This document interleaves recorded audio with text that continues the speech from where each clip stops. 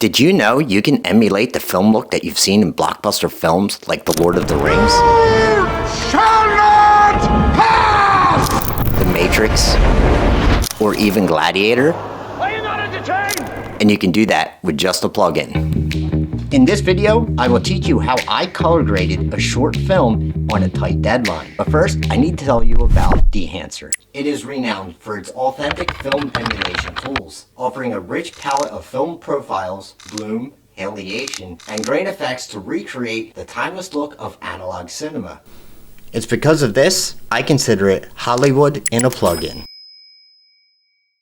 Okay, so before we jump into DaVinci Resolve here, I just wanted to mention about Dehancer in this video. So thank you to Dehancer for reaching out to make this video. And anybody watching, everything you hear from me is 100% from me. They had no say whatsoever how I conducted anything or what my opinion is on the plugin. And if you stick all of the way to the end, I'm going to show you where you can get film footage and have the instructions from a director to know exactly what you should be doing in cutting up your own short film or even a regular film. All right, so before we jump into the next portion, let's go ahead and check out Dehancer on their website and see how to download it.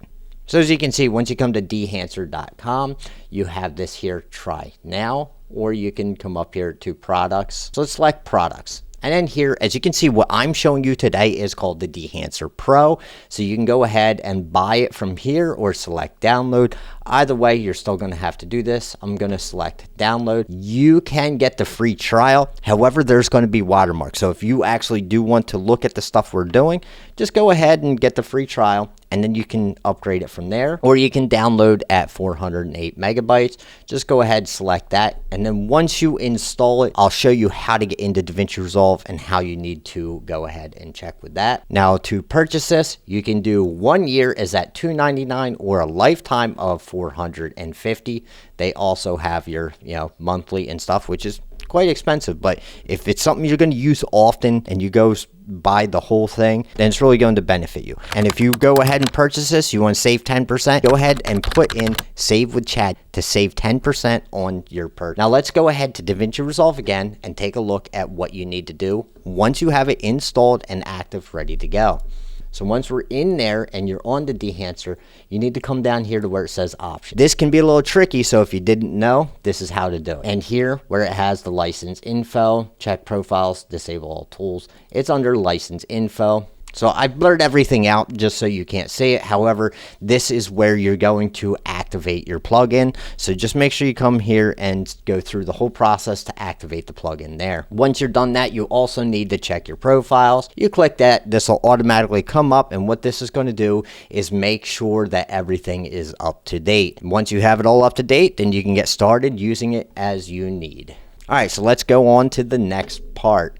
So as you can see here, this footage I have is actually from a short film that I was just editing for a client. What I'm going to do is jump into the color page. So this footage was actually shot on a Nikon. I shoot with Canon, so that's typically what I use. I'll go over that later, but we're going to do the Nikon first. I'll do the Canon, and then we're going to do a Rec 709 so you can see how that works. First, let's go ahead and check this one out here. On this node, I'm going to go ahead and I'm going to look for Dehancer after you have already downloaded it. So let's see, Dehancer.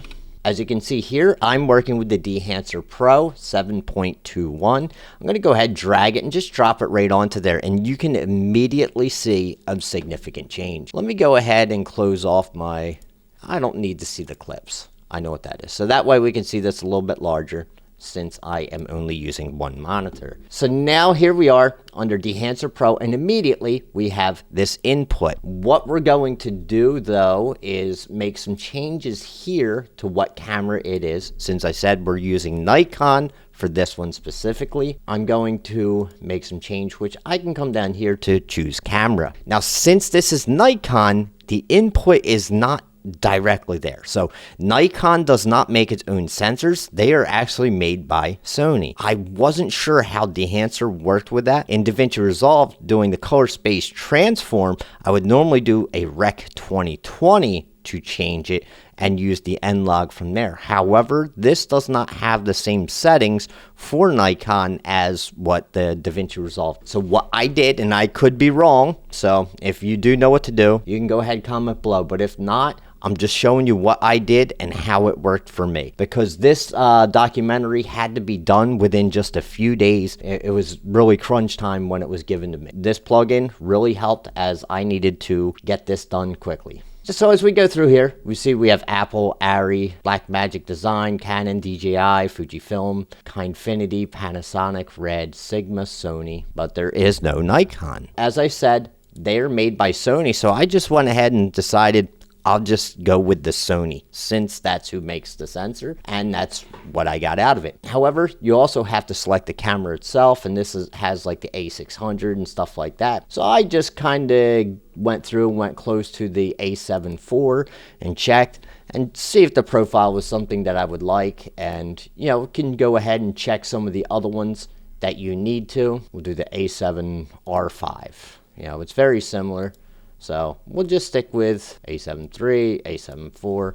We'll just stick with that. So now once the input is done, now you can start making adjustments here. As you see, there's exposure, temperature, tint, for, you know, all this stuff. You can start making the global stuff right out of the bat, but I'm not going to start with that because we have more to do. One of the things we should, let me just close all of these down so we can see exactly what they are and we can enable them as necessary. We're going to go over everything on this particular one, so make sure you watch the Nikon. Even if you're not using Nikon, I'm not going to go through every single thing for each one of them, just so I don't have to waste all of your time. We had already done the input. The next will have to do with film or print. Now these two things are very important, so let's go ahead and take a look at print. This is where I really want to start because our profile, as you can see, is set to linear, and then we have a whole bunch here. Now directors, the looks of those films that I mentioned, what they use is a Kodak 2383 print film. That's actually what they put their film on.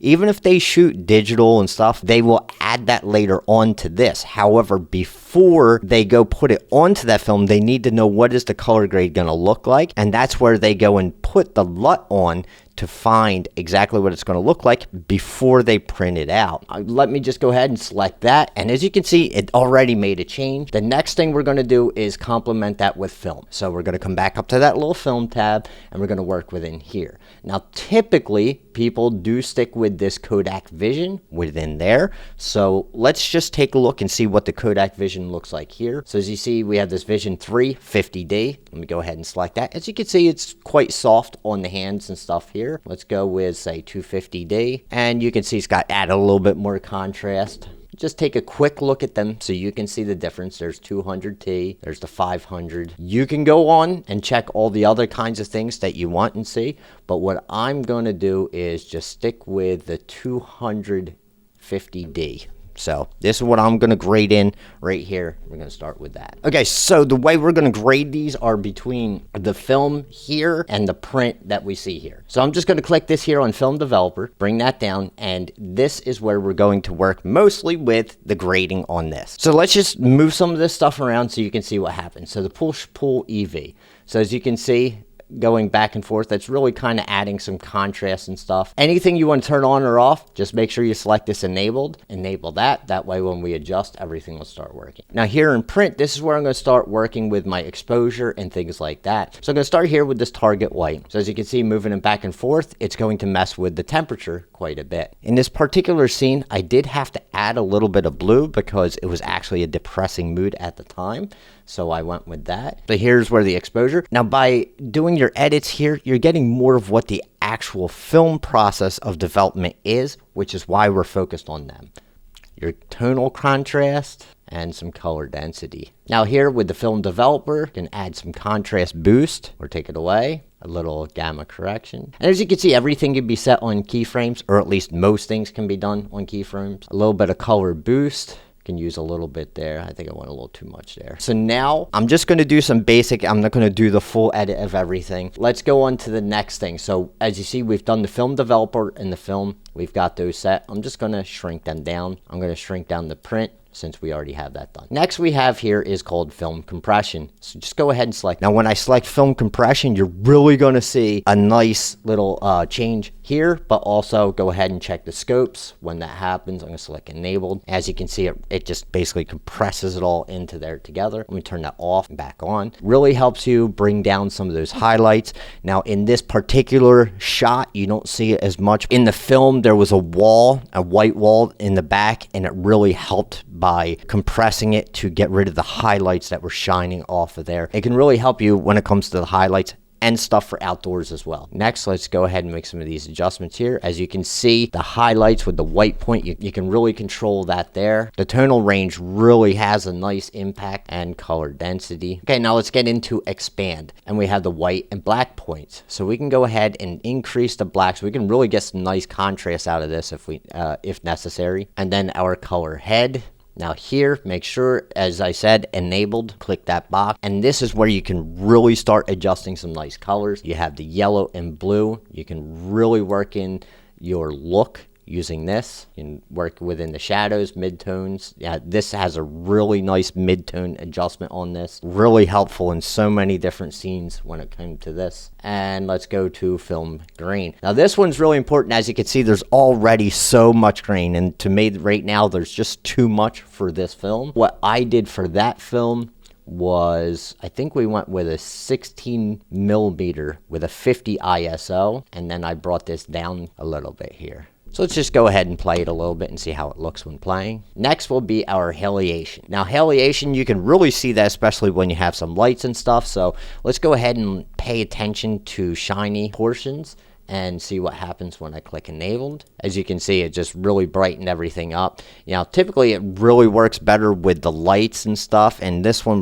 we don't have lights, so we're looking off reflections. Okay, the next one will be bloom. Bloom's going to have a nice impact here. However, we did not like the look of the bloom, so we removed that from the film. But when you add that on, as you can see, especially like here, you can really see what happens here. I'm going to turn it off and back on. It kind of makes it all spill out and softens it up a bit there. But be careful with the bloom, how much you use. As I said, it just didn't fit as well for this film, so we didn't use the bloom. And next up is one of my favorites. It's the film damage. So let's go ahead and drop that down. Remember to select enabled, so that way you can see what's going on. And we're going to go ahead and start with 65, 70 millimeter, because that has the finest amount of film damage there. You can see just very little from that, but the smaller the millimeter you go, the better the damage is going to show up. So as you can see here, 35, there's just, little bits and specks popping around there. But now let's jump down to 16 and see. Typically, this is what I use. You can see those little black spots popping up and stuff. I think this 16 millimeter looks really nice. And you can get down into 8 millimeter or Super 8. And as you can see, there's just so much film damage. So yeah, if you really want a nice heavy film damage, that's a great one. You can also make adjustments here to how much you have, so that total amount, and it'll give you a different look as well. So there's that. And the next one was film breath. Now film breath is where you see like the color changes, let's go ahead and put that on there, hit enabled. So this one's on 35 millimeter. You can see just a little bit of that popping around, but let's just go ahead all the way down to 8 millimeter. So as you can see, like the color flashing going on through there, that's from the film breath. Then the next one is what we call gate weave. Let's go ahead and enable gate weave. And what gate weave is, that actually makes the footage shake. So when you were watching at, say, the drive-in or the cinema, and you see a little bit of camera movement or something, so it's bouncing around quite a bit. Let's go ahead and bring that all the way down so you can see the heavy impact. As you can see, it just bounces around a little bit there, which is quite interesting. And now overscan, this is going to give us basically like some overlays and stuff like that. So let's go ahead and hit enabled, and you see Super 35. We can go down to, say, Super 8.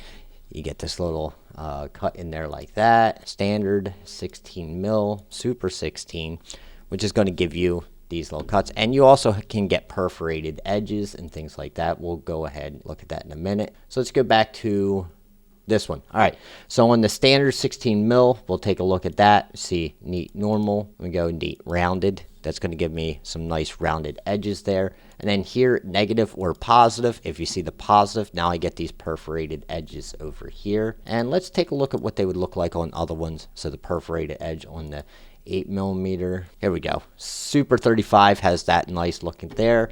Let's go ahead and change that back to negative. You can see it, but it's a little hard right now on the monitor I'm using. So I'm just going to go with positive. And you can also change it to vertical. So if you wanted to, go across that way, which is an interesting look. Let me play it so you can see what it looks like when playing it.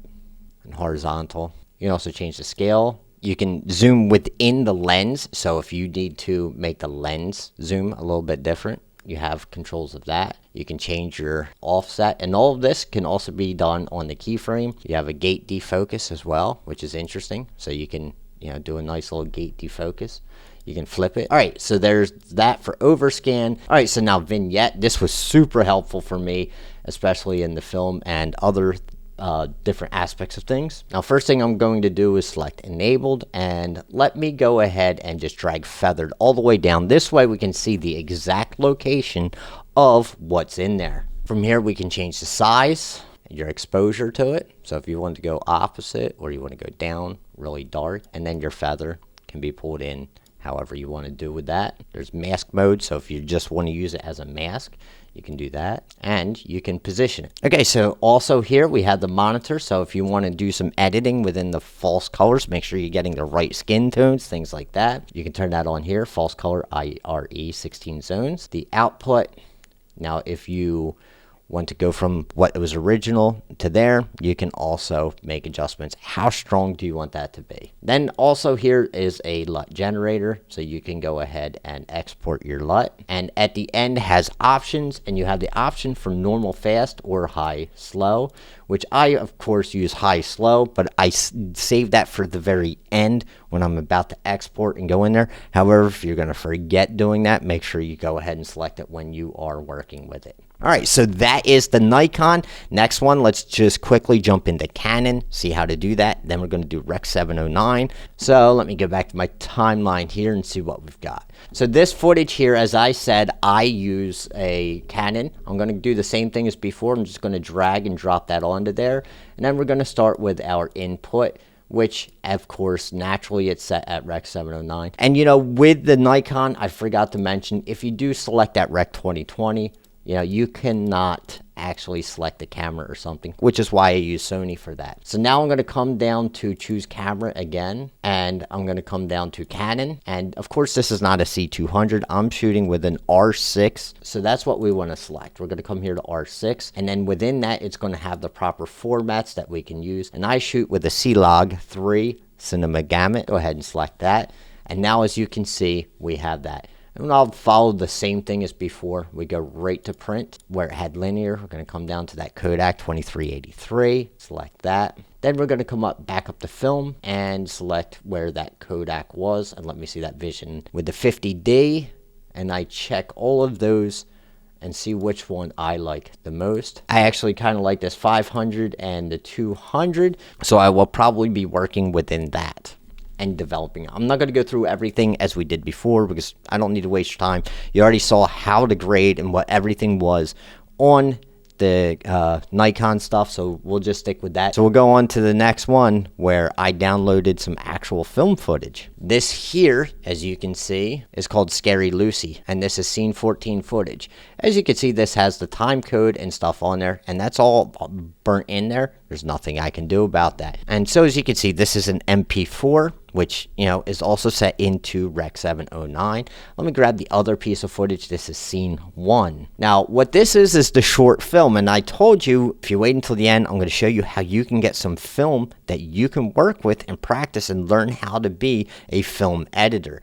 And this is really great experience, especially if you want to learn how to create the film look using LUTs and stuff like this. You can actually use real footage. Unfortunately, you're not getting a raw footage from like Red or something like that, but this is going to be good practice regardless. We're going to take this one here into the color page again. All right, so we're going to work with this scene here. I'm going to do exactly the same as before, just drag and drop the Dehancer on there, and we're going to work with the same things as again However, this time we have to start with the input again because we need to change our source. So I'm going to go ahead and check this source, which is Rec 709. So once you have Rec 709, as you can see, we cannot select, vendor, camera, stuff like that. And then we're going to go ahead and put that film look on there again. So again, start with the print. Go ahead and I'm going that Kodak 2383 print film. Then we're going to go back up to film and do the same thing. Let's take a look at different ones. There's 50D, 500T. 250, 200. 200 is not too bad. So I would edit this with, say, the 200. I think that would be a great place to start. All right, so let's go back over to here. All right, so let's go ahead, hop onto the website, and we'll check out how you can get this footage yourself. All right, for the first one that we're going to look at is called Edit Stock. So editstock.com. And let's go ahead and check this one out. This has Learn the Art of Editing, Build Your Demo Reel, Work with Pro Footage, which means you have the ability to download and get pro footage, and you can use this for your demo reel, which is really awesome. However, this one is not for free. This one, let's go ahead and take a look at stuff. So see here, you can select that for 20% off. Let's go ahead and just select projects and see what pops up for there. So, this looks pretty cool, the rock climber. As you can see, this is $75 for single user. So you can go ahead, add that to cart, and you can get all of the footage that comes with this for $75. The raw footage of 270 minutes. There's 9 gigabits. The completed cut should be about 4 to 5 minutes for this short film. The thing that comes with this is you have to choose everything that you do with this footage. You're not given instructions. You have no idea what the intention of the director was. I think that's kind of limiting, especially since you're paying $75, and then you're also not getting feedback on your edit from this particular thing. You can find groups that you can get feedback on, like say Facebook or whatever. However, with this, you're not going to get there. So anyway, this does give you a bit about the movie. So from the director, what you do get is this information here. So I'm going to go ahead and just select this read transcript. Once you select the transcript, you can go see what the interview was about and read all the information regarding that. However, you are very limited, and they have different types of products that you can work with. So say you're looking for wedding, sports, commercial, documentary, or film. This is really going to give you some experience towards the thing you want and help you create that demo reel that you need. But it does cost $75. So how about for free? I mean, if you're looking for something for free, or even you want some direction from the director, well, that's where we're going to go to editmedia.org. And here on editmedia.org, they have quite a few things that you can use and you can download for free, which is awesome. I'm not going to scroll through everything. Let me just go ahead and select right to teaching materials and see what we find here. Once you select that, now you can see all of these different things, and it has your assignments. There's video clips and links. Once this loads, it will no longer have bokeh. It'll actually have the video on there. So the one that I showed you earlier that I was going to edit was here. It was called Scary Lucy, a short film editing exercise. So we can go ahead and select view. So this was done by Sheila Schroeder from the University of Denver. And yeah, you can go ahead and download from this. You just select the Google Drive. And on here, you can see they have the 4 things. This has the scenes, which I already had downloaded and showed you there. Then here we have the PDFs. If you go ahead and just select that and to download. And once you get that, here's what we have. This gives you an overview, your learning objectives, your assignment. So all of the things that you need to learn from the director and how to edit this, you're going to be able to learn exactly that. So you'll be able to export and do everything that a director would want and be able to show that you can handle doing a film in a professional manner. On the second one that you can download, this gives you the full script, so you can see all the different shots, the scenes, and how everything is supposed to go in there. So you get the full overview of what an editor is actually going to get from a director to be able to create the edit that you're supposed to from someone else's vision. And you get to take the footage, cut it up, and create the looks that you want by going through this. So now I think a combination of the two may be very good if you need to get started in creating something, following direction, knowing how to create something like that. Now, you can start with the free, and then you can jump into the paid ones. Let's go back there. So then you can find something that you find interesting or the very specific niche that you want to work in. So let's just go ahead and look at these. So we have film, we have documentary, commercial, music video, sports, wedding, and news. You also have your genre, you have difficulty levels, the ratings, and the features of what they might be. So you can find exactly what it is you need to learn how to edit or to create your show reel. And speaking of reels, if you'd like to learn how to make a show reel from stock footage, go ahead and check this video out here where I made one using Artlist. And I'll see you in the next one.